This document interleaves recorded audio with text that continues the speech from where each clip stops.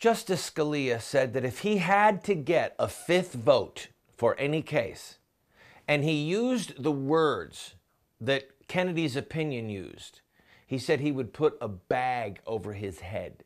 He'd be so embarrassed. I am not even quoting on today's program from the majority opinion, and partly is because it's embarrassing. It wasn't written by a judge, I promise you that. It sounds like it was written by girls at a slumber party. Maybe Kagan and Sotomayor and Ginsburg all got together in their pajamas with slippers on in front of a fireplace and a glass of wine, giggling, and wrote the decision. It actually sounds like the script of a reality show for some pathetic cable station. It's mind-boggling.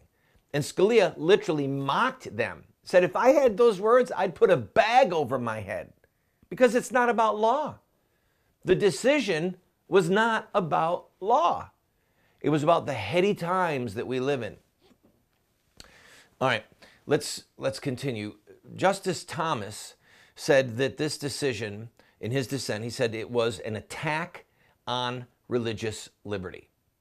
He said it was a danger to religious liberty. He went on to give a long history lesson about the American Revolution. He referenced the framers, John Locke, the Declaration of Independence, and then he goes on, like Scalia and Chief Justice Roberts, to rebuke the majority. He said, and I quote, "The majority invokes our Constitution in the name of liberty that the framers would not have recognized, to the detriment of the liberty they sought to protect." Thomas closed with ill boding.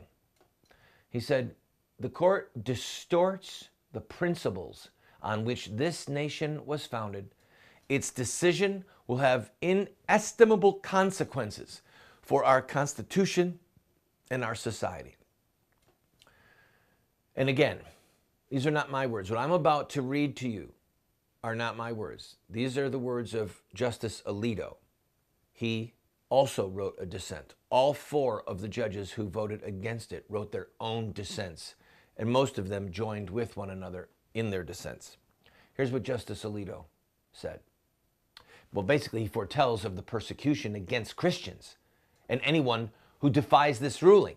He said, "It will be used to vilify Americans who are unwilling to assent to the new orthodoxy."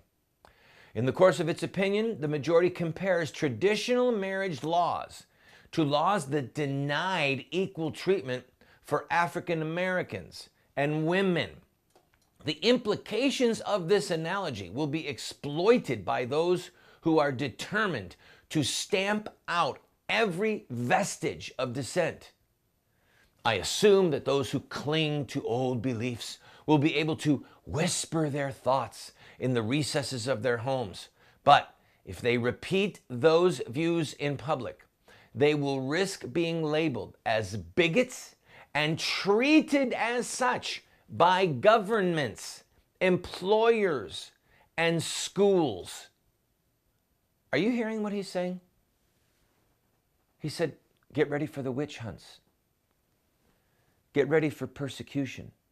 Get ready for the efforts of the militant homosexuals and their allies in government and media and business to try and stamp out every vestige of resistance. Alito, like Roberts and somewhat like Scalia, he closes with a possible reference to force or revolution or just the political will to stop these godless judges. And by the way, he warned of bitter, lasting wounds. And those are words that show up in a lot of history books about the Civil War. Bitter, lasting wounds. Here's what he said. If a bare majority of justices can invent a new right and impose that right on the rest of the country, the only real limit on what future majorities of the Supreme Court will be able to do is their own sense of what those with political power and cultural influence are willing to tolerate. All Americans, whatever they're thinking on this issue, should worry about what the majority's claim of power portends. Friend, I will tell you, it portends great evil, great upheaval, and if the illusions of the justices are correct, violence. I'll be right back.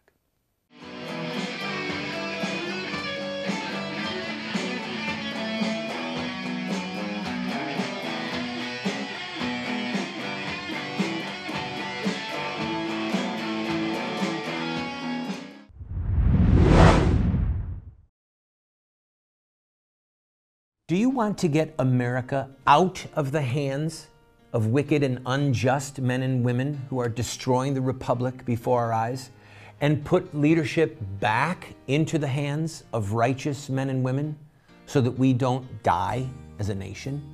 Well, you're talking about social revolution, and there are rules in social revolution.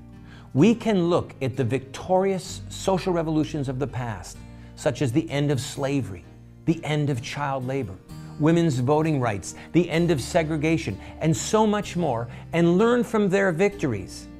Look at their actions, their images, their rhetoric, their sacrifices, and their final fruit. We will send you this series that originally cost $129, 7 books for students, 1 teacher's guide, if you'll give a gift of any size and just pay for shipping and handling. Take advantage of it today. It took me 14 years to write it.